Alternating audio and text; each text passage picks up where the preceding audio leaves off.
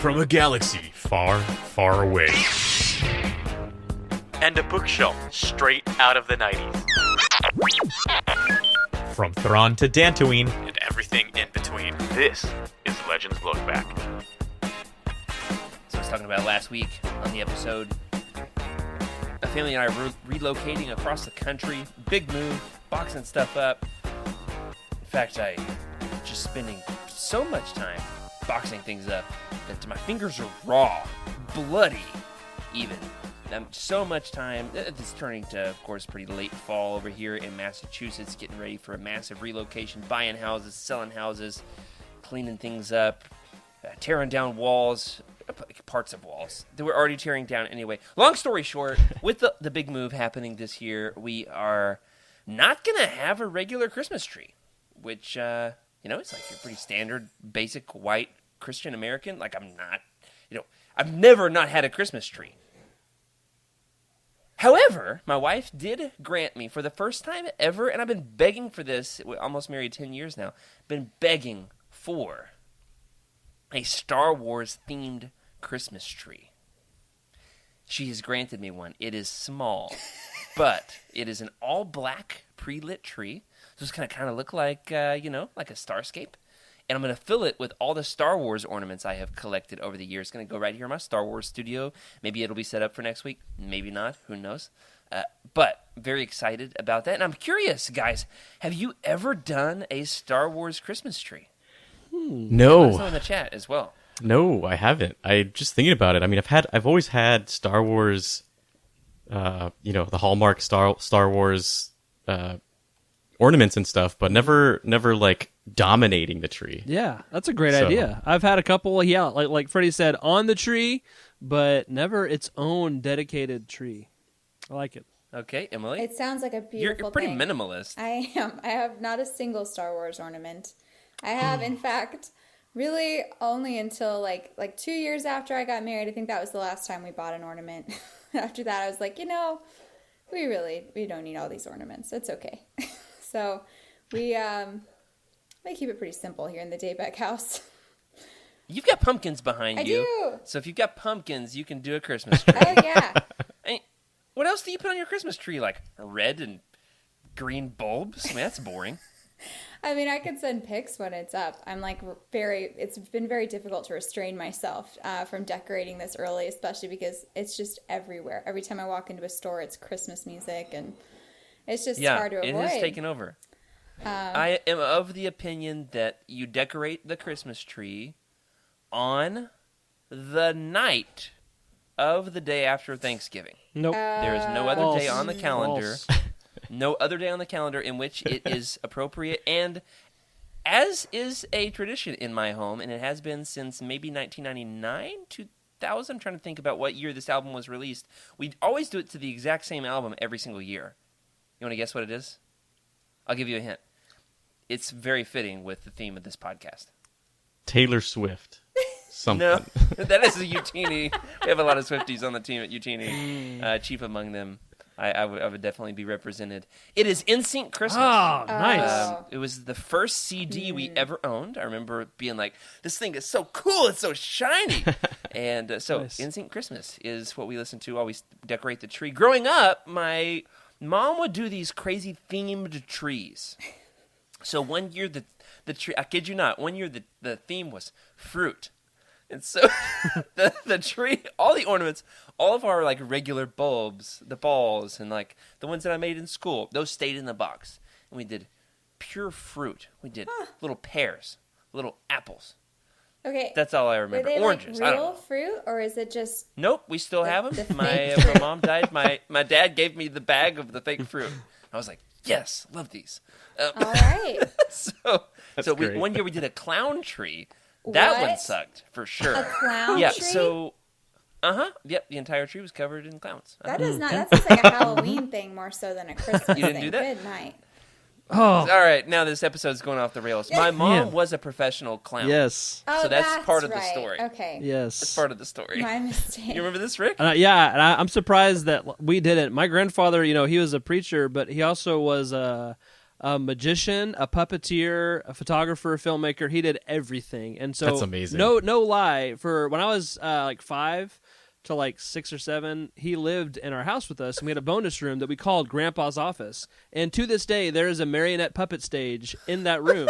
So I'm really surprised that we didn't have a clown Christmas tree, because that would be right up my family's aisle. What's the saying? Whatever. Wow, that's amazing. Yeah. That's hilarious. Skooma Joe says as a kid they always put up the tree on Christmas Eve because Nice. they procrastinated. Which is so great. That's awesome. For me, it is the day after Thanksgiving, which is like the opposite end of the window. Now, you guys disagreed with Yeah, that. no. Why is that? My birthday is the end of November, and so it has to be after my birthday, or we can't celebrate Christmas until I've been appreciated. My life has been celebrated. Okay, That's fair. sure. I get that. Respect Yep. it. I respect Day it. after Thanksgiving. Yes. Thank you, Freddie. That's Yeah. a normal answer. Well- One year I did before Halloween. Actually, it was like mid-October. I couldn't help it. I think it was the first year we got married, and Oh then my we gosh. also moved that December. So I decorated once, and then I got bored and redecorated, mind you, with like a shoestring budget. I had no money. I was like putting dead plants in the tree, and then Yes. we moved, and then I had to decorate again. So I decorated 3 times, and that was the last time I decorated before Halloween. I'm very lazy That with my is decorations. I usually all my Halloween decorations turn into Christmas decorations. There you go. So I would be very interested in seeing how that converts. Santa hats on everything. Santa hat on the pumpkin. Santa hat on Jack Skellington. Yeah. Oh my gosh. Freddy Krueger with a beard and a... Ghost with a Santa hat. Yep.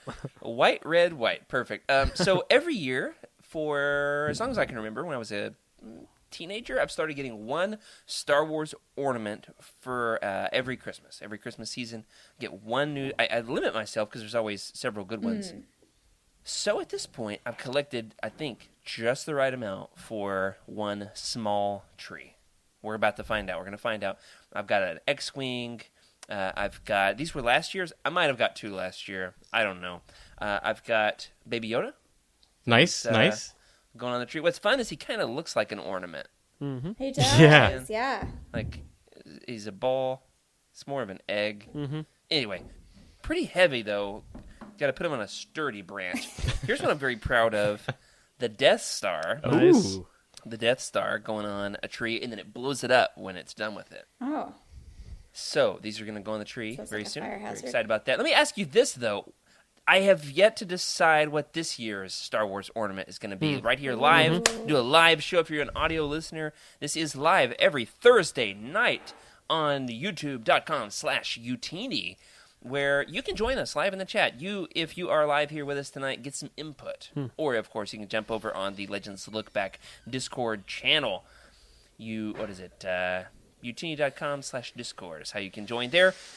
You can chime in, weigh in on this. Hey, what should be my Star Wars ornament this year? Should I get an actual ornament, or should I buy or make an action figure and tie fishing line around its neck? Oh, man. I specifically would like a Legendsy ornament. What would be a good Star Wars Legends ornament to go on my tree? Zeltron. Doesn't have to exist. We could make it a Zeltron. Zeltron. That would Very not fly sexy with my wife. I was thinking, what I was thinking was much worse. Emily, we haven't gotten there yet, but it might be, no. I think those of us who are reading it, what about the scene from Paradise Snare, just right on that tree? The scene. The religious scene. scene, sorry. Is it like another Oh, orgy? Well, have you read it? Have you read the Paradise? I'm reading it Snare? right now, so don't spoil it. There's the, what are they called? The urethras? No, that's not it. It's just a live show. The uvulas. That's not it. The beasts. I'm going to pass out. I can't. Oh. The elephants that vibrate. What? Let's move on. We've got to get past this. It's a thing. It's a thing. Yeah, I know They- what you're talking about. I read it. elephants? I read it today, but I can't remember the name of them. I'm close. Yeah, you are. The name of the species of the beasts. I'm so close. Urethras? I don't have the book in front of me. I'm gonna Google it. I'm not making this up. No. I realize I misspoke. Forgive You're me. good, dude. It's awesome. My husband But, just came around the corner and was like, "What?" Freddie knows the answer, but he's laughing too hard to answer. Talonda Till. Yeah, that's nothing like that. It's on the planet Elysia. There it is. Elysia. Oh, man. Yeah. Okay, All right. okay, that's The a little Talonda close Till. to Thank you to That's Skooma Joe. Yep. reasonable. Thank you. All Just- right, just can I like get a shot of Aretha. Emily fanning her face. Oh man. I can't, y'all. It's Ugh, my cheeks hurt. Well, Emily I know really it. can't. However, it was a great answer. She said Zeltrons. Freddie said the Talonda Till. Ooh. Thank you for Yeah. bringing that one up. Rick, what's your guess? What would be your suggestion? My suggestion, man, would be Luke's severed hand, the forerunner for Luke. You know, that'd be great. Just stick that on the tree. Excellent. be excellent. Gripping a lightsaber. That's so Yeah. good. We could the thing you do at the Renaissance Fair where you cast your hand in wax. Mm-hmm. We could make one of those. But that I would like be a really it. big Except for it need to be ornament. like- That's like a big severed Right. hand to put on your tiny little tree. We would do one of my kids' hands, which now starts to That sound sounds weird. a little off. A severed child hand. Yeah, we're working on it. That's We're part of shopping. the All that's for part of the Halloween spirit tree. of The Christmas. Halloween Yeah. tree. There we go. Halloween That tree. would work really well in Freddy's house. You know, Halloween to Just put a Santa hat on it. yeah, stick it in the tree, and then voila, it's Christmas. I've got an extra Thrawn Black Series that I didn't mean to buy two, but I did, and so I bought two. thinking- I meant to. We put a little Santa hat on Thrawn. That would work. Tie fishing Yeah. line around his neck. It's an ornament. Yeah. You're really big about the tying of the fishing line. Well, I'm redneck like I that. mean, You it's need great. to display. You need to dangle something from anywhere. Fishing Fishing line. line. Absolutely. That's the answer. Man. Like your You what won't is see it? it. Your It's sticky, invisible. sticky cup thing. What a start to this episode. Sticky Boss Nass. Yeah, your well, sticky boss Nass is hanging from some fishing line. let us That know would what be your good, suggestion too. is. Have you ever done a themed tree? What would be a good ornament to put on a Star Wars tree? Would love your suggestions, but that's enough Christmas. We've got a little bit more gore and dark side lore to get into tonight as we cover Darth Bane, Path of Destruction. We're going to finish up our roundtable on one of the greatest Legends books ever written. So without further ado, Rick, roll that tape. Hello, everybody, and welcome to Legends Lookback, proudly part of the Utini Podcast Network. This is a Star Wars books podcast for people who make Home Alone faces in the mirror every time they shave, where we celebrate our rich EU history as well as dive into lesser-known Star Wars classics. I'm your host, Jared Mays, and I'm joined again this week. We almost didn't have him, but just in time he showed up. Freddie C., how are you, friend? I'm doing all right. I'm glad to be here. I made a little surprise video for you guys, so I'm pretty excited to show that to you guys. Coming up soon, I think it's gonna be next. It's gonna be next. I'm hoping it is what I think it is, but I don't want to say it now. It's supposed to spoil it. But glad to have you here, Freddie. Excited to see Freddie. For the most part, is like your classic team player. I take the bull by the horns. I crack the whip around here. Freddie tolerates me, is so patient, so kind, so generous. We're a really good 1-2 punch when doing the show. Over 2 years together now, man. Yeah. And it's been maybe 5 times ever in the history of the show that Freddie's like, I'm going to do a thing. And I don't get any say in it. He's just doing it. And so this is one of those nights. So keep me on my toes for sure. You know who else keeps me on my toes? Our producer, Rick Grace. Hello, hello. I'm here, and I'm wearing a NASA sweater that I'm really proud about. I Oh, love this that's thing. beautiful. Yeah, Ooh, that's cool. good stuff, man. It's comfy. It's getting a little chilly out, and so nice to stay warm, you know. And something space related, so not quite Star Wars, but I'll take it. It's I'll take almost it. Star Wars. Yeah, That's right. right.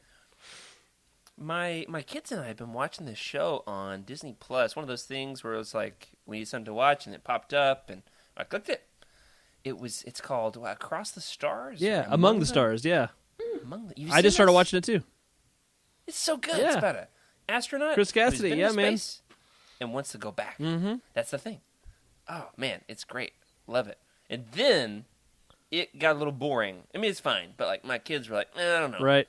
So then we watched the '90s classic Rocket Man instead. You ever seen Rocket Man? So good. Classic. One of my favorite movies of all time. As soon as I started it, my wife was like, "This is terrible. Good night," and she went to bed. Goodness. My kids were like, let's watch that movie with the monkey astronaut. That's the one. Let's do it. Yep, for sure. You know who I didn't really consider in that whole Home Alone intro there about shaving in the mirror is our female co-host. How are you, Emily Daybeck? I'm doing well. My husband used to practice that, though. He had that little Yes. fake razor he used to shave like that, so. Nice. That's funny. Well, here's the thing. I didn't make it too gendered in the fact that, like, you could make the face. Doesn't, you just, whenever Well, you're shaving, you can still make the face. Let's be honest. I mean, Macaulay we all do Culkin that. didn't have any facial hair either during that time, so It's true. Now, I thought of it because his brother hosted SNL this last week, and they referenced. I didn't know this. He hosted SNL in '91 as a kid. What? wow. He hosted Saturday Night Live as a kid. Huh. Anyway, I got to go back and try to Yeah. find that. I watched one sketch from when he was a kid, and it was kind of rough. So we'll see.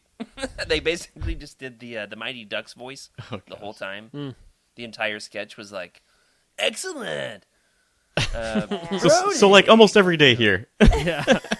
Yeah, it's just a normal Day day in the Legends life. Lookback. Well, tonight, as we are doing a roundtable, we are going to be skipping some of our pre-show segments, Thraken's Thrift Store, Legends Lookout. However, Freddie couldn't help himself. He's got something. Freddie, tell us what you got. Well, I'm not going to spoil it too much. Let's just say I pre-ordered this not too long ago. It came in, and I had it sitting on my desk waiting to unveil it here. And then I saw on the show notes, no Thraken's Thrift Store. I was like, well, I'll do something different. So, Rick, roll it. Yeah. So basically, what was there is just I may have blown up R2D2. I'm not sure. Still got to check on him. But ultimately, it's a lot smaller than your normal Tamagotchi, That's and so there's like tiny.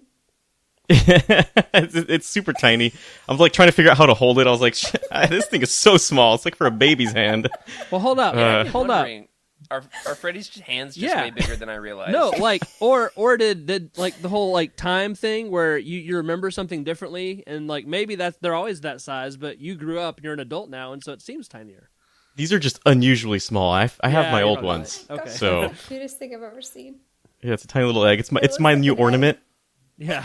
That would go great on a Christmas It would. tree for sure. And if I got one of those, my Multi-purpose. kids would never stop playing with Oh, it. I know, man. Well, Well, yeah. that is really neat, Freddie. I thought about getting it and didn't. It didn't seem essential for the collection. However, I'm glad you showed it off here on the show. Let us know if you figure it out and have some fun with it. Yeah, I will. I will. I can't wait. I don't know what I did to R2, but hopefully he's still alive. Now, did you mention there was a Chewbacca on there too? There is a Chewbacca, and you get to play Jarek with him. It's a little different. It's a fun little game. I just took a look at it real fast. He wins or he loses, and every time he wins, R2's not very happy. So, Oh, sure, right. yeah. Because R2 has to let Chewbacca win. So, are you telling me there's a Chewbacca Tamagotchi? Ooh. There's a visual of him actually. So there's a lot of weird visuals in here. I don't quite understand it yet, but when I looked at it, there was Grievous just hanging out, and I had to beat him away. And then it was really odd. R2 And then I, General Grievous. yeah, Okay. yeah. And then I brought it back, and I looked at it, and then C-3PO was being carried by Chewbacca and just waving at R2. It was the weirdest thing. Wow, that's hilarious. Yeah, so that's my Thraken. That's Love great. that. I've got a couple things, but I'm going to save them for an episode where we don't have a roundtable. I'm looking at them right there. I'll give you a hint. It was something I forgot that I ordered. All right, that's all I have to say. The box showed up. My wife was like, "What are you doing? We don't need to be buying anything else. We're moving." And I was like, "Wasn't me. It was Jared months ago, but it wasn't me. It was a different Jared. That's Time funny. travel Jared." Nevertheless, I've got a thing. Very excited about it. It's still got the cellophane.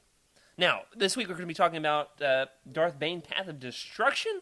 We are going to be looking a little bit more at some of the other characters that we didn't get to last week. So we spent our entire episode solely on Darth Bane himself and some of the background information on the book as well.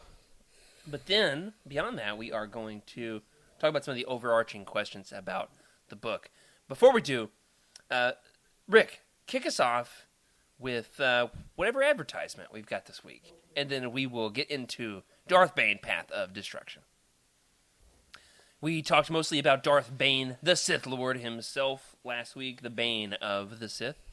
Bane of, his father's existence. And then, with as many times as I've read this book, he's starting to get on my nerves a little bit. But only because, he takes himself so seriously. But I do have a kind of a working hypothesis. I want us to ask, one question about Bane himself before we move on to some of the other characters. All right. Let me know what you think about my theory. All right. In this analogy, Darth Vader is to Kylo Ren what Darth Revan is to Darth Bane. What do you think? Test my hypothesis. Is this true? The way that Kylo Ren idolizes Darth Vader is kind of the way that Darth Bane idolizes Darth Revan, isn't it? I never thought about that, but you're right. That's excellent. I agree with that 100%. Yeah? Mm-hmm. Okay. Especially because they focus on the one part, but not the whole, right? I know. Both of them have That's a true. redemption story. That's true. I'm trying to poke a hole in that, but I really like it, so you're good. The biggest hole in it is that I'm referencing canon post-Return of the Jedi content on our Legends show. Canon as is far as our Legends. show is concerned, Sorry, guys. Kylo Ren doesn't exist. True. I mean, he does not exist in Legends, so that's very true. Well, let me know in the chat. Let me know in the comments what you think. Would Darth Bane find Revan's melted head and put it on a pedestal in his office if he had the chance? Oh, yeah. Mm-hmm.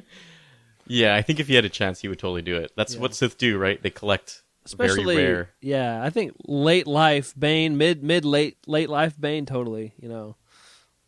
Now I'm starting to think I should get a Darth Revan helmet off Etsy and then melt it a little bit and then put it on a pedestal. That would be kind of fun in my new Star Wars collection. I feel like partially melting is harder than it seems, though. That would be an interesting video. I'd love for you to film the process. All the then we can methods talk you over it use. on Legends Lookback. Yes. We'll it use would kind of be fun to get the Darth. I bet it exists out there on the internet, the melted Darth Vader helmet from The Force Awakens. That would be great in my office. I don't want a Darth Vader helmet. I have one. Oh, I have one. I could make it. All right. That sounds like a sideshow piece. That sounds expensive. Exactly. I'm talking about a redneck solution. Yeah. That's right. Yeah. That involves carcinogens. Melted plastic is bad for the environment, isn't it? And it's probably good. known in the state of California to cause cancer. Yep. See him I don't everywhere. live in California. Everything flies in Arkansas. Yeah. Everything. Texas, too. Well, Texas, too. We talked about Darth Bane last week. I do, however, want to talk about some of the other characters queued up for us. We've got a picture of Githany herself. Githany, who's kind of Bane's right-hand woman, until she's not. What's the coolest thing about Githany? Is it the light whip, or is it the way that she's so flexible and doesn't exactly fit anybody's mold of the perfect Sith student, and is kind of a partner to Bane, then becomes the right-hand person to Khan. Do you have anything that you particularly love about Githany, or is the light whip the best part? The light whip is pretty awesome. I do like the light whip. Yeah. And what's cool is they flesh that out in the book to say, any character, anybody who can fight with a non-traditional weapon, it keeps people on their toes, right? Comes into play with Bane's, I almost said crooked lightsaber, his, what do you call that? The handle that's The tilted? curved tilt. Tilted hilt? Yeah, the curved tilt. Tilted Yeah, there it hilt. is. Right. Sounds like a That's bar. a tongue twister. Well, That's my new bar. there's a tilted kilt that's like a Hooters that's Celtic. Yeah. That's So, true. I've never heard of this before. man, my hometown Oh, my Applebee's on a business, and they put that in there, and I have Scottish ancestry, and I'm like, they're desecrating my heritage. But it's all good. It's so great. Yes. Tonight's episode has me rolling. I cannot stop laughing. I know. We're having a We're hard just time focusing. we're just so much fun, guys. Oh my gosh. It's one of those But weeks. seriously, Uh, I would totally go to the tilted hilt and I bet Whatever that Githany is. There's probably also would the- too. Yeah. She seems There's to be. also yeah. the double-bladed lightsaber that who's the one that uses that? The lightsaber master? Yes, Cordis- yeah, he's got the is that Cordis? double-bladed. Yeah, Yeah, or is it that other one? I thought it was the Guys that Blade I keep Master. getting confused in this book. Right, the Blade Yeah, Master. I'm getting myself confused. I'll look it up. But she has the light whip. But beyond that, I do want to know with Githany, there was this moment where Bane was really struggling in the academy, right? He had kind of lost his way. He got Sirac to the Kasim is the Blade Master. Thank you very much. Appreciate that. Yep. Yeah, he's got the double. No, he breaks his double bladed lightsaber into two. Anyway, there's this whole theme throughout the book of using blades, using lightsabers in a way that nobody expects, like keeping people on their toes. And when you do so, it's not necessarily the best strategy, but the fact that they don't know what to do Yeah, is the way to go. Do you want to chime in on that? I Freddie, do. As a martial artist. yeah, that's so funny. I was just like thinking about this. I was like, oh yeah, you're right. So the reason why mixed martial artistry became a thing is because each martial arts has a strength and their weakness, right? If you focus on one, you're going to be weak in another. For instance, I do judo, which is a wrestling. If I'm with a boxer and I close the distance and I grab his arms, he's done. I mean, there's nothing he can do. So if you practice in multiple martial artistries or a different martial artistry that no one knows, it's hard to really defend yourself against something that is not known, right? And that's very much what they talk about in during their martial artistry phase in the school is, you use something that's different. Even in judo, if someone uses a different stance, it's harder to go against something that you're not used to training against. And that's exactly what he teaches, which is fantastic. Reading that was, one-on-one. Yeah, good. I'm glad that connects for you.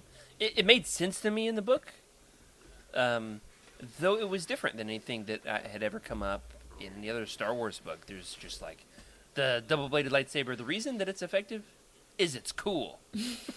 But in this book, in the light whip, it's just different and it's cool. But in this book, they serve a purpose in the fact that people don't know how to react. They don't have a stance that's prepared. They don't have a form that is reactive against that. So that's what is effective about it. But that's not the only thing that makes Githany great in the book. There is this moment that really had me wondering, and as I was scratching my head, I realized, let's just talk about it on the show. You guys can help me figure it out. Bane struggles. He regresses as a student. He gets to the academy and far surpasses everyone. And then, upon realizing that he had killed his own father with the Force, this is spoilery, by the way. We didn't give a spoiler warning on tonight's episode. If you have not yet read Darth Bane, Path of Destruction, we're going to spoil the heck out of it. So get ready for that on this, 15-year-old book? How old is this sucker? It's more than 10 years old, that's for sure. But I kind of felt like the tension with Bane regressing as a student was resolved a little quickly when Githany comes onto the picture. She sees something in Bane that nobody else does. She holds his hands, helps him connect to the Force, and problem solved. He's back to normal. What was it about Githany that helped Bane reconnect with the dark side, even when the Sith Masters couldn't? So I feel like Githany and Khan have a special connection with like interpersonal relationships and the Force. I think that's the reason why she's able to reach out, because Khan really doesn't like Bane, so he wouldn't try. Or like he doesn't know him, right? Because he's on Rusan the whole time. But Githany is ruthless and has no boundaries in a way I think that is refreshing to Bane. And I think that her unique relationship with the Force is why she's able to reach out and connect him to it. That's good. Because she like influences people around her, right? All the dudes turn their heads when she comes in the room. Yes, that's true. In a way that is more so than just her looks. It's like an aura about her.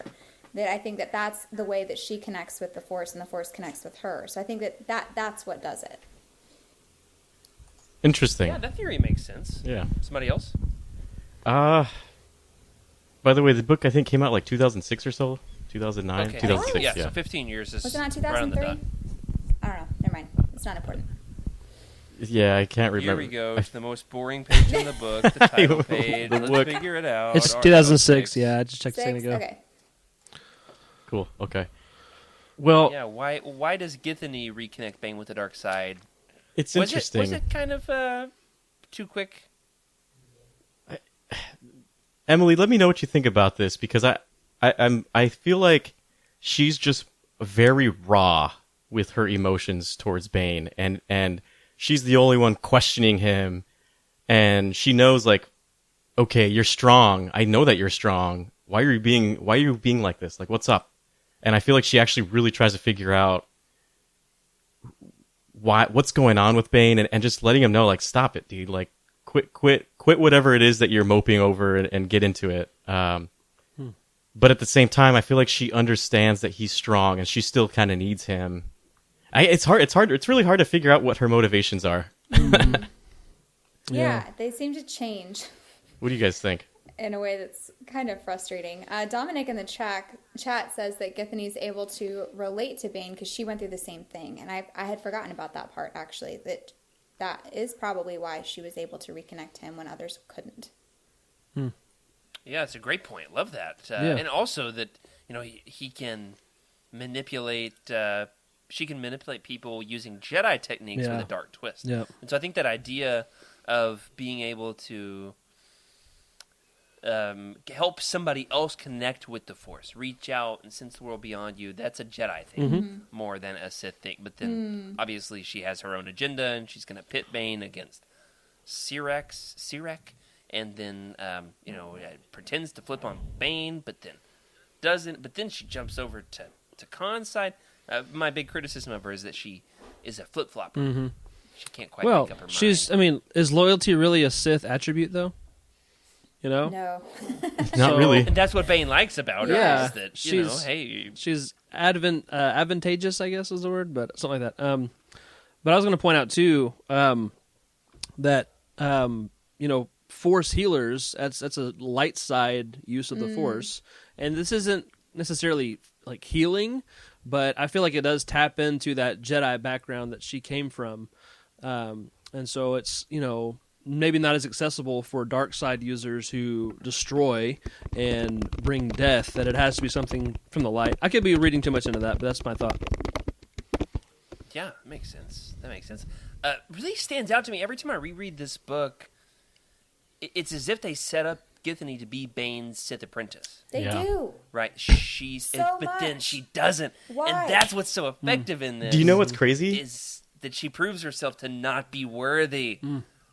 It's That's- gut-wrenching. And when she dies, she It's doesn't make so it. sad. Yeah. It is tragic, Freddie. It's funny because after reading the book and sitting on it for a week, which is why I really like doing these roundtables one after the other like this. The one thing I noticed was she did exactly what Bane did that almost ruined Bane, right? Which was he hesitated. And she hesitated to believe Bane, and ultimately it led to her destruction, aka weakness, aka not a Sith, right? So if she had not hesitated so much on listening to her instinct, which is Bane might be right, Bane might be onto something, I think the story would have been a little different. But she did exactly what she told Bane not to do. That's a good point. I didn't think about that. That she hesitated. Certainly. Yeah, it was tragic to see Bane talking with her, thinking like, "Oh, she finally gets it," and then for her to reveal, and then you can lead the Sith and you can take Khan's place, and he was like, you don't get it." But what was maddening to me was Bane never explained it. No. He was never like, "I had a massive revelation. By the way, here's the Sith holocron. Why don't you watch Revan? He's super dope. You're going to love him." Everybody loves him. Look at that helmet. He's got 2 different Funko Pops. He's in different colored jackets. But he doesn't. And he just like wants her to read his mind, which was maddening to me. And I'm like, just communicate, bro. But, not like one of the Sith's strong suits. Nope. Very good at being dark and broody, though. Yep. The eyeliner helps for sure. You know who else is good at being dark and broody? The leader of the Sith in the brother. There it is, Rick. He's holding up the eyeliner Bane cover. the original hardback there. Khan, of course, the leader of the Brotherhood of Darkness, and I'm just realizing I have it spelled two different ways in the show notes. You know why? I listened to the audiobook, and I don't remember how it's spelled. So sorry about that. But at least I didn't call him Darth Hannah. Am I right, Emily? Listen. No. We've all have our moments. Like he without blame. Had to bring it up. You know, Stone. I just realized something. Being the resident Star Trek fan, Khan and Sirac Okay, are can both somebody, Star Trek mute names. Rick for a So, second? is this the most Star Trek book there is? I'm curious. All right, back to you, Jared. I couldn't tell you because I've never watched or read Star Trek. My mom would watch Next Generation after school as a kid, and I was like, Psh, this is lame. I'm going to go watch Digimon in my room. So, in retrospect, cool that my mom was watching sci-fi Yeah. after school. Very cool, but at the time I couldn't appreciate it. I was like, there's not enough cowboys in this space show. It's not Star Wars enough for me. Certainly. Well, Khan, of course, is different than Bane in the sense that Bane has this deep appreciation for history. Mm-hmm. Basically, he just really loves to play KOTOR and is a massive Revan fanboy. But I wonder, do you think Khan's Brotherhood of Darkness, like their ultimate downfall, is their disregard for Sith history? That they think they're progressive. Yes. What's the quote? Those that forget history are doomed to repeat it. Mm-hmm. I don't know. My Sounds history. right. I don't know the Something quotes. like that. Yeah, I mean, you have to know where you came from in order to know where you're going, and ignoring the wisdom of age-old masters is usually a bad idea. That's a good point. I think it's a symptom. I don't know if that's the single, cause, but definitely a symptom. I think having a brotherhood of equality among the Sith definitely is counterintuitive for Sith. But yeah, it's definitely part of it. It's interesting the way that Khan is contrasted on Ruusan with the leader of the Army of Light, Brotherhood of Darkness, Army of Light, and that is Lord Hoth, who I love the Hoth and Valentine Farfalla kind of relationship that they've got going on, the contrast between the two, and then you've got Hoth and Khan on one side. Hoth doesn't, in this book there isn't a protagonist, and in books 2 and 3, Valentine Farfalla is much more. He gets much more space in the book, and we do a whole lot more with him. In this, Hoth is not a protagonist. He's your main Jedi, but he's not a good guy, which I think works really well. What sets this really apart from other villain-centric books like Darth Plagueis, for example, though, is that you do get to spend some time with really well-developed Jedi. He's not a good guy Jedi, but he is well-developed, don't you think? What do you think is the line in reading a book like Bane? Like, how much should you be rooting for the good guys? If the Jedi were, like, too likable, would that be a problem for the book? I spend so much time thinking about this. Like, it's important that there's Jedi in this story. Yeah. But that Hoth is lost his way, right?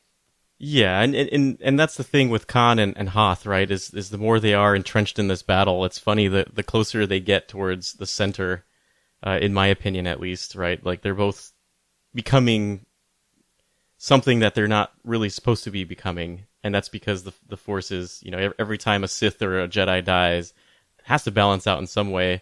And you get this weird mix of Khan trying to get everybody on the same page, and Hoth trying to throw more Jedi into the mix, but understanding the losses, and it's weird because they start heading towards the same point, which is like in the middle of the Force, and that's the opposite of what a Sith and a Jedi are. So, It's a really weird. Bane throws it all in the garbage, and Bane becomes the true Sith, right? He's like, look, I'm not going to be in the middle. I'm going to be on the Sith side, and that's where we talked about it after the show. How his turn kind of you could see a few points where the negative stuff started to happen, and you start to notice that he's really going towards the very opposite side of Jedi, and in order to counter that, it's going to be interesting to see what comes to the other side, right? And the rule of two, right? It seems like it happened for a while, and we don't get any redemption for the Jedi for a long time because the Sith just become way too powerful too quickly. Yeah, that's a great point. Hmm. Certainly. Yeah, Bane does certainly inherit that role.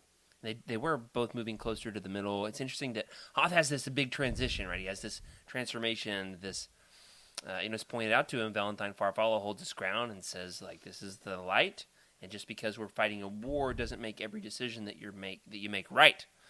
Let's keep the Force in mind. Let's keep the right thing in mind, not just winning this war or beating Khan. And I loved the way that was portrayed, the contrast between Hoth and Khan, and then Hoth and Farfalla.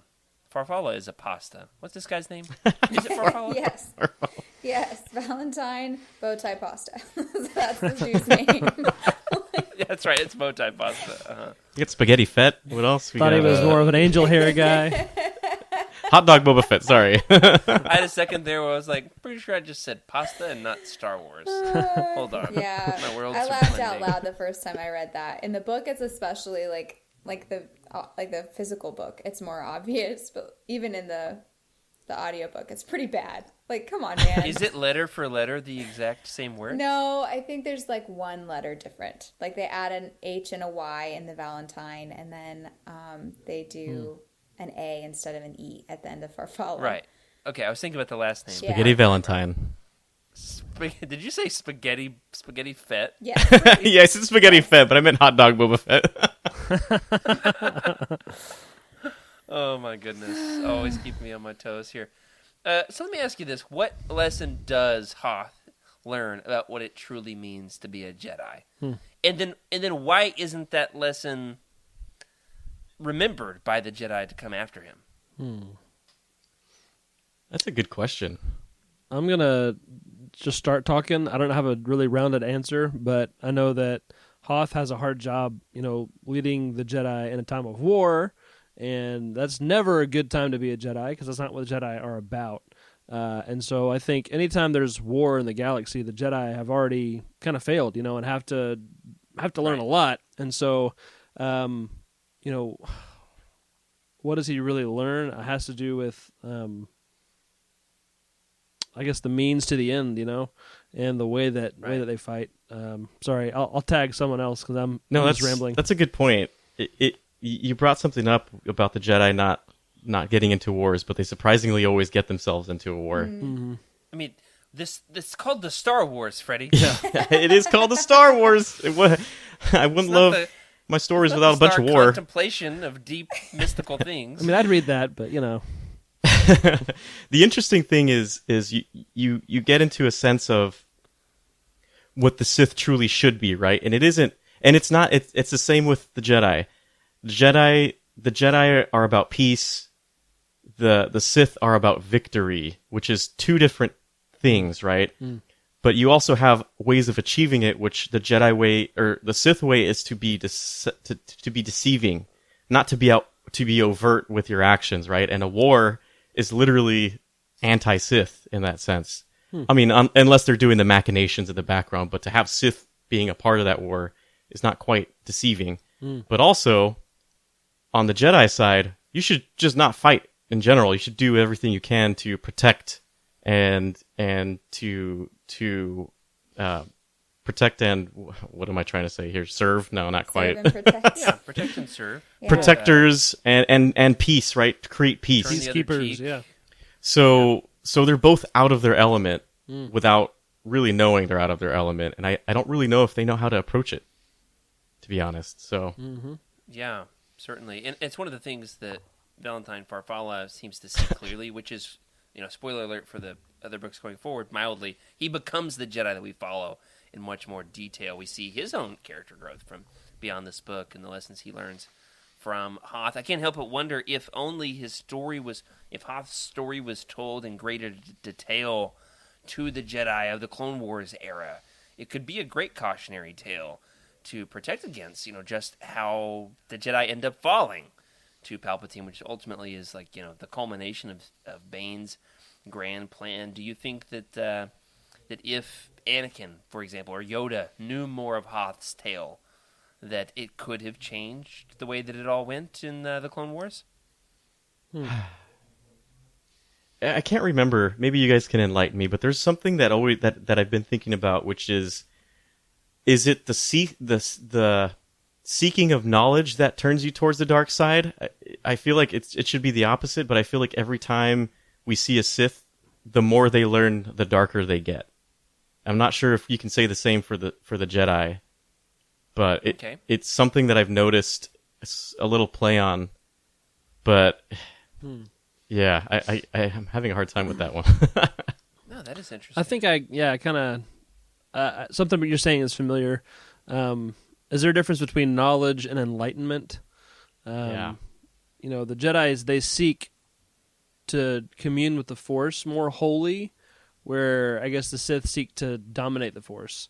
And so I think that it manifests as knowledge, but on the Jedi side, it's a kind of a passive oneness, I guess, maybe is the difference. I don't know. I'm just kind of talking out loud with you, but I mean, you almost think that like if they were to seek more knowledge into the past, which I feel like they should, right? They have all the holocrons. They stole all the Sith knowledge. It's probably banned because you read it, you want to become one, which we've seen. That's true. But like, do they actually study their battles and whatnot? I mean, I'm assuming they do, but maybe that's the thing, right? They're more focused on their internal oneness and enlightenment. That you got to remember the things that happen, but you don't really focus on it. When you say study their battles, do you mean like the day after the big game when you and your team all go in the locker room and watch the tape? I mean, you have to assume that during the Clone Wars they went into the tomes and brushed off a few of the holocrons and learned from the past, but maybe not. Maze, why'd you miss that tackle? Biggs! I don't know, Coach. I didn't hit him hard enough. I'm sorry. What do you want me to do? I feel like Yoda does have a line in the Clone Wars animated series about the Sith Wars at some point. So I feel like Yoda is the one that has the most, knowledge about history, because he's been there. other than Jocasta Nu, but He is history. yeah, he is. He was. Certainly. Yeah. That's one of the things I like about Bane. He's not a hero, but you root for him because he's a nerd. Is a nerd. Yep. He's A big, he's your protagonist muscular nerd. Yeah, because with eyeliner. Because he respects the past, and you're like, he knows what's up. He likes Revan. I like Revan. He's my guy. Right? Absolutely. Now we've talked about the characters. Talked about Bane, Githany, Khan, Hoth, Farfalla, or Farfalle. I don't know. I have to ask my wife's Italian cousins. But as I got to reading this, we talked last week about how it was a little bit disjointed. Is like this segment of the story, and then there's this segment of the story, and now we're moving on to the whole last third of the book is the adaptation of the Jedi versus Sith comic. Got it. Okay. I didn't used to see those seams like I do now, maybe because I've read the book so many times. But I do wonder, do you have a favorite segment, like a favorite scene, a favorite setting? Oh yeah. You basically have 4 main settings in the book. You've got Apatros, where Bane is a miner. You've got the Gloomwalkers, where Bane is, leading his squad, which is the smallest segment of the 4. Korriban, where Bane is a student, and then Ruusan, where he comes in and blows stuff up. What's your favorite of those 4 segments in the book? Rick, let's start with you. I think the most important is what happens on Ruusan, and it kind of feels a little rushed, maybe.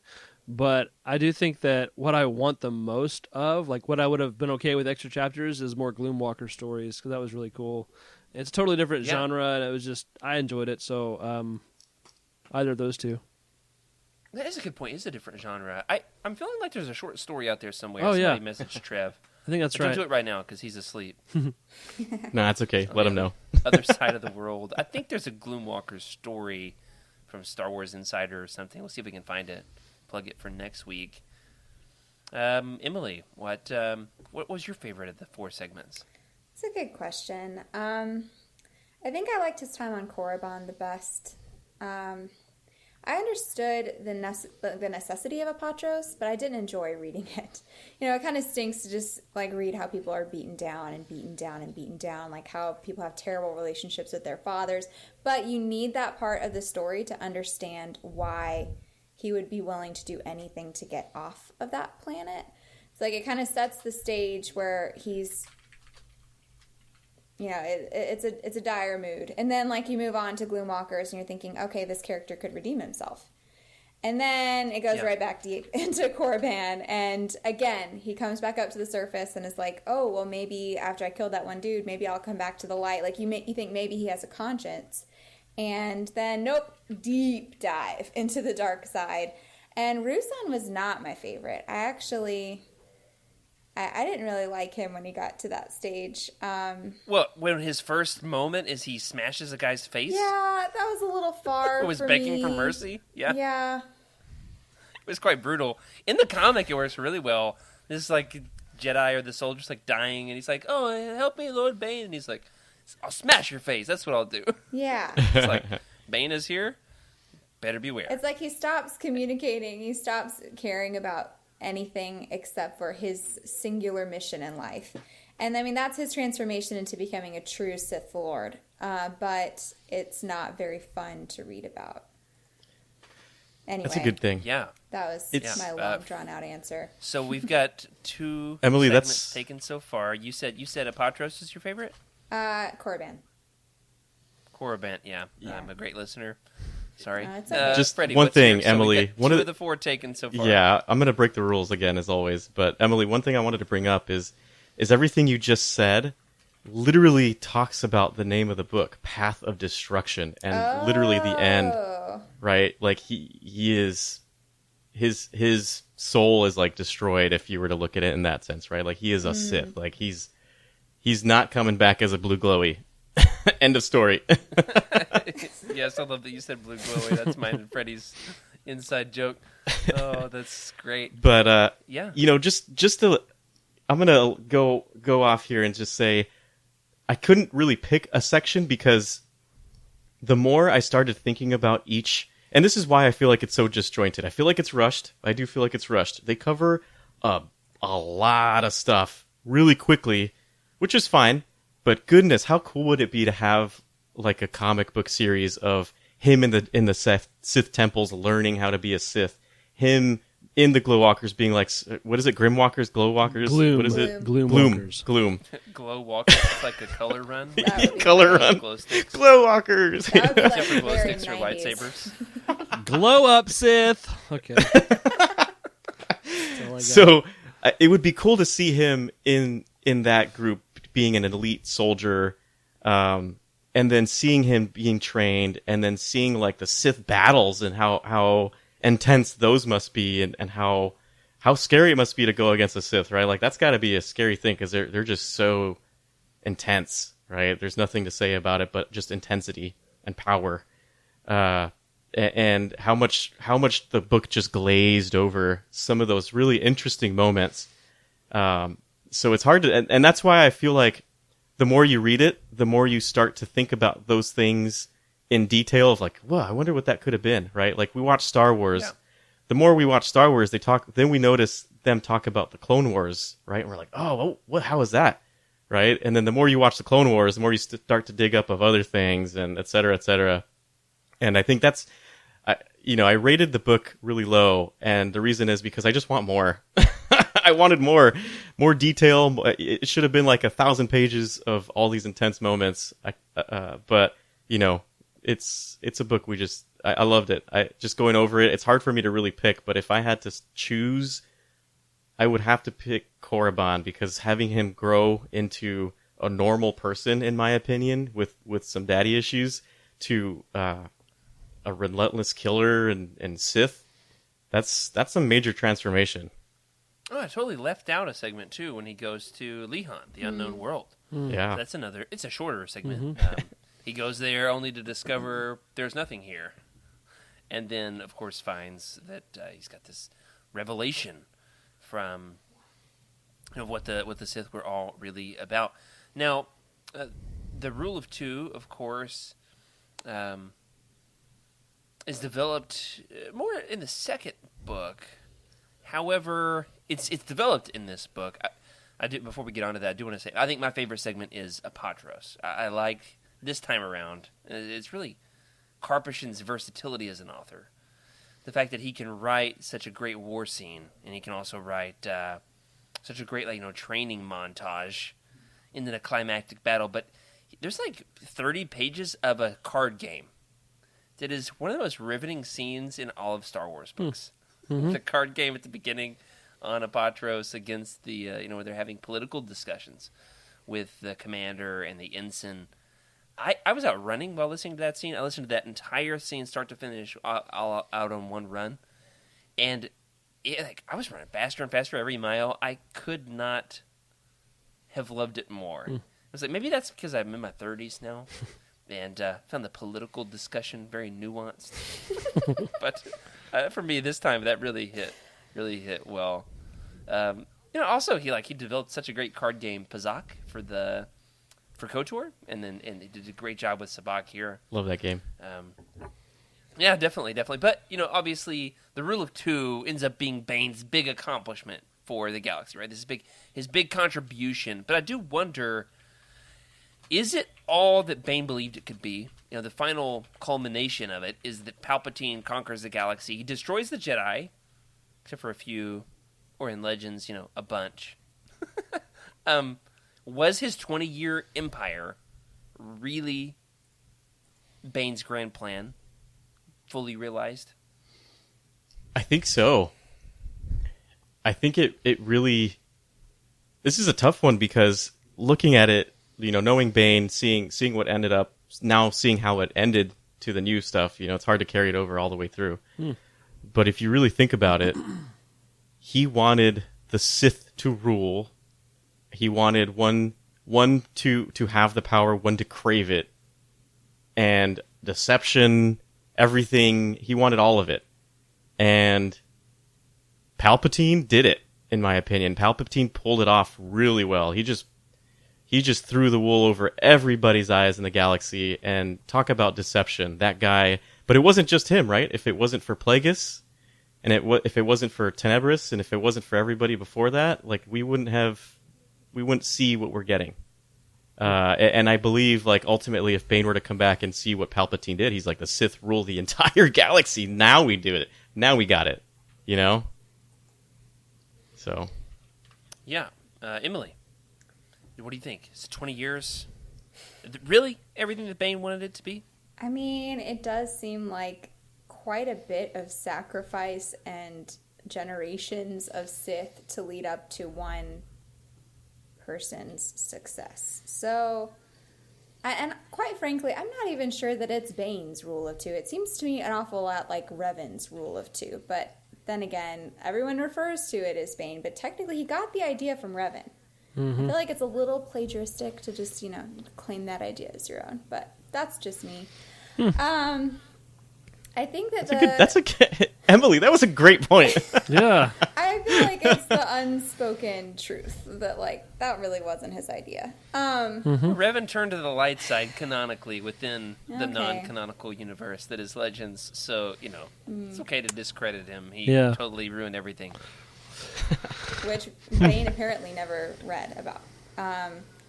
But, I mean, was it the best... Revisionist history.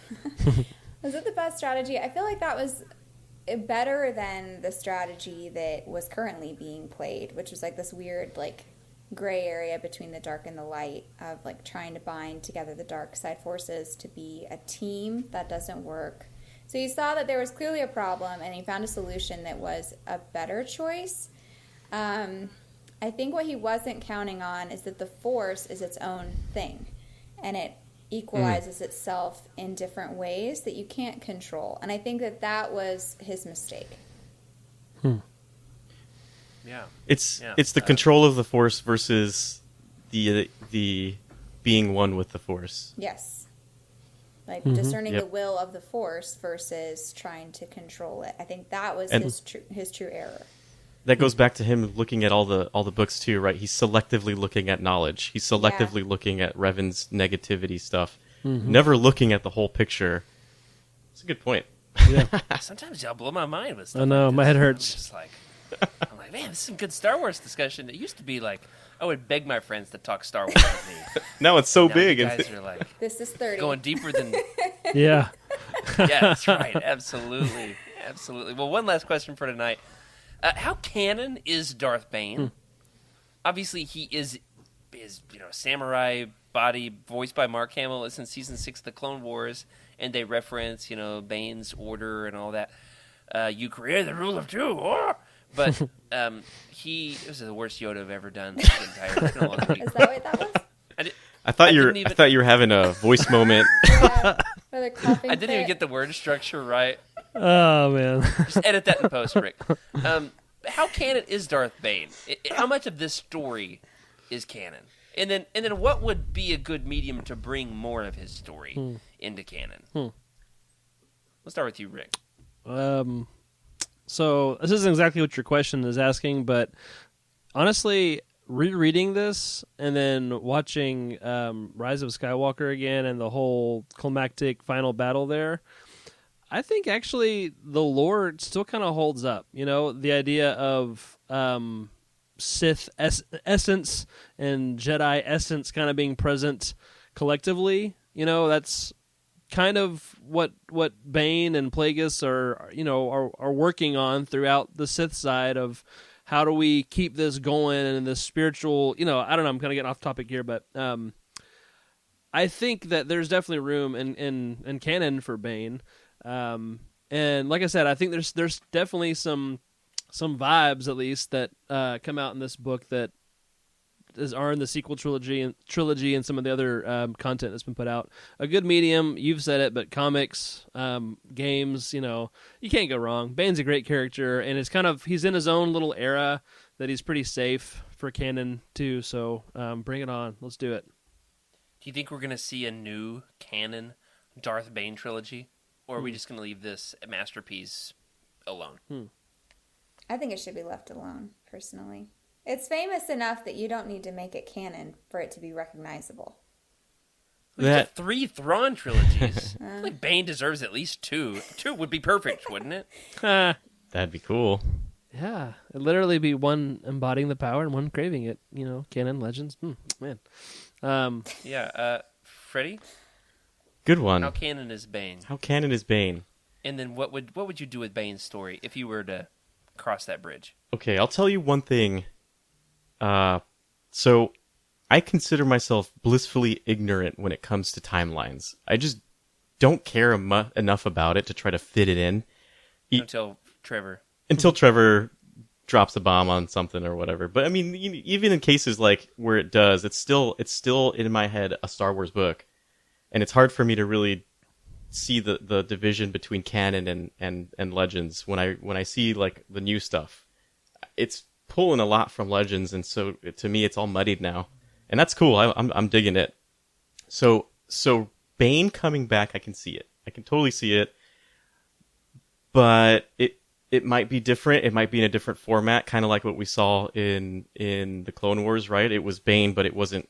It was Bane by name, right? Like we didn't really see too much else that specified. We didn't see any of his background or story. He was just the character of Bane in that time, which was cool. So in that sense, like it'd be cool to see something of that nature, and maybe I would like a little bit more mysticism involved with some of this, right? Like I feel like this was a very gritty war story kind of thing, but I feel like if we did go back into Bane's time, it'd be so interesting to see like the martial artistry of everything. I mean, I've been thinking about that with Darth Maul. I'd love to see Darth Maul as a kid and like what kind of intense training he went through and how he grew I up. want that young Palpatine series where he's training a young Maul. Yeah.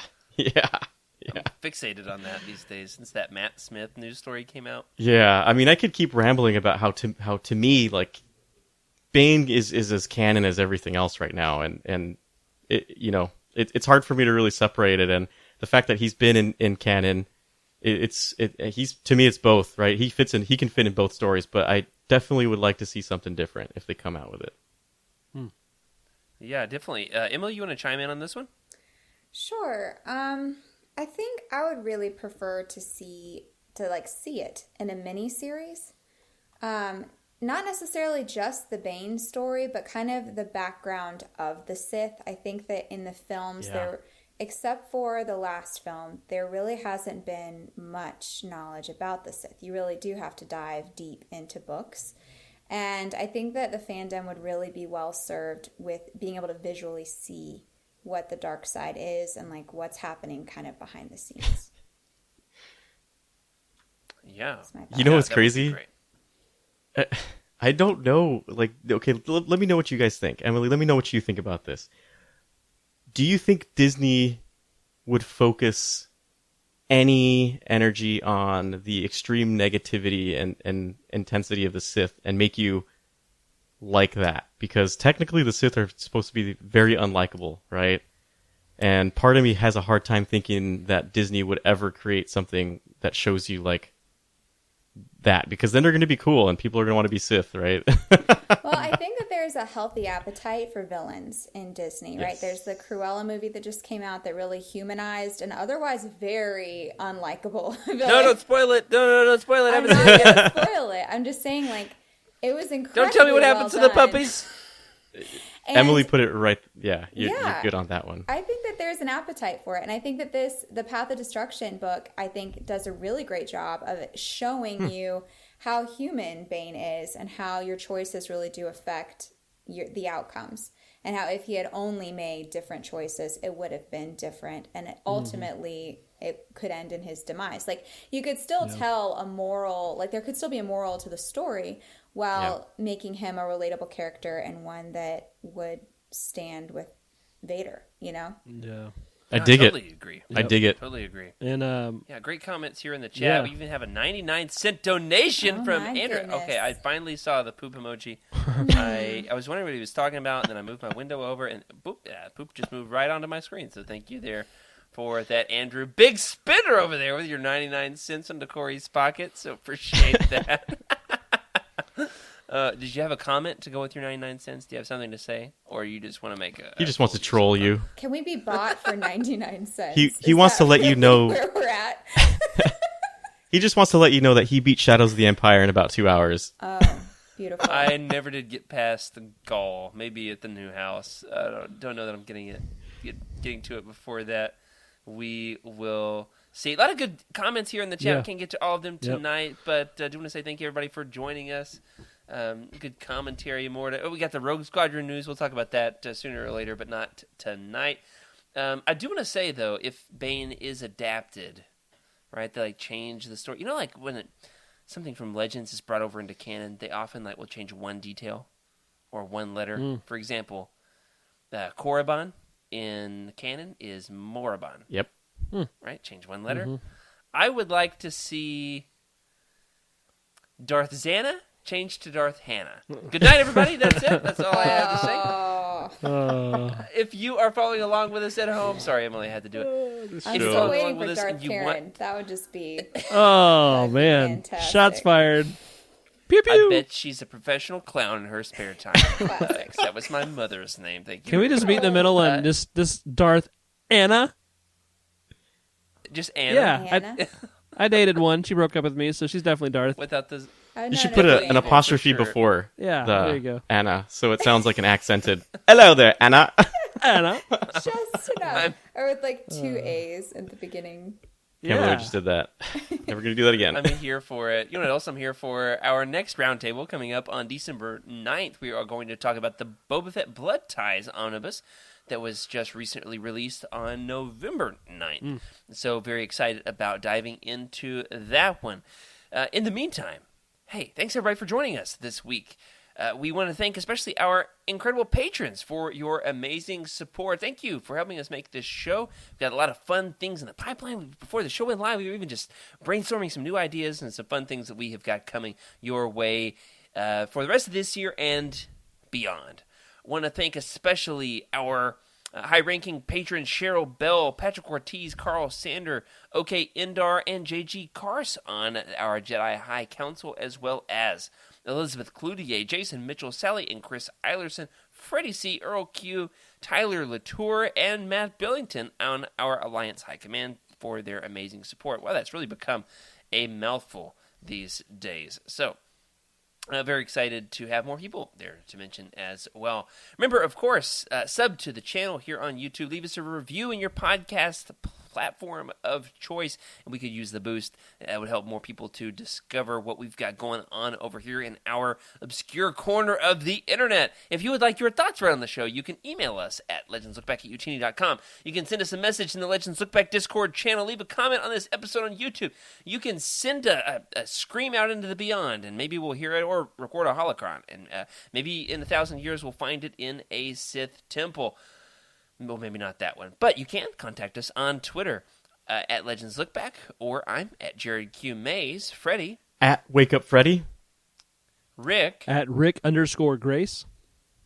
And Emily. At Darth Daybeck.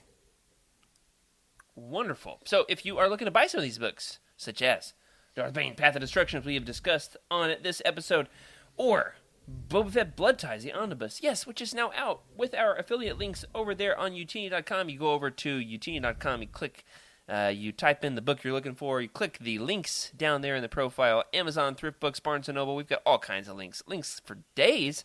You can pre-order a book 3-4 times. Well, I guess, the ones that have been out for decades, you don't have to pre-order it, you just order it. Either way, we get like 4% to help keep the lights on, and it really does go a long way. From there, if you read a book, want to let us know what you think, leave us a review. We would love to get your thoughts read here on the air. Remember, everybody, to keep the Utini fan code and be a force for positivity in the fandom. May the force be with you. This is a Utini broadcast.